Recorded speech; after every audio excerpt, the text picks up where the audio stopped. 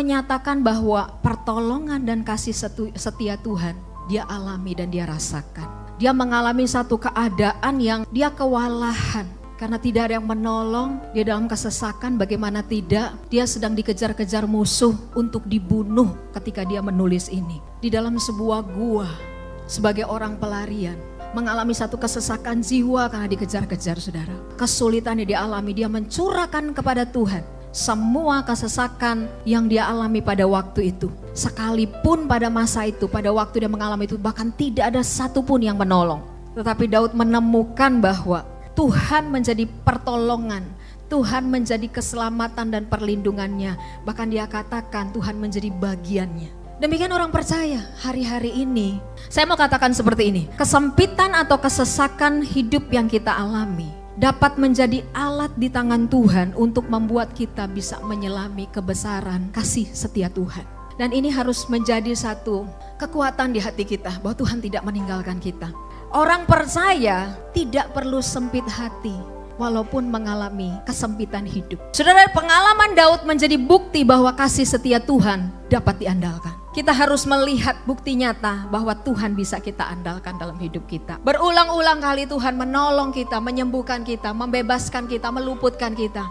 Yang kita alami yang pertama kalau kita bersama Tuhan, itu mengenal Tuhan.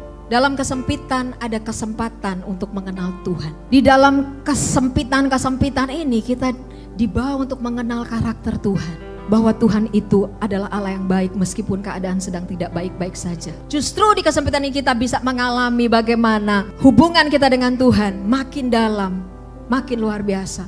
Kesempitan ini kita bisa mengenal Dia sebagai Jehovah Jireh yang menyediakan. Kalau saudara nggak pernah kekurangan, bagaimana saudara bisa mengalami pengenalan bahwa Dia Allah yang menyediakan segala keperluanmu menurut kekayaan dan kemuliaannya. Kalau saudara nggak melewati mungkin satu sakit penyakit, saudara nggak akan bisa kenal yang namanya Allah Jehovah Rafa, Allah yang menyembuhkan.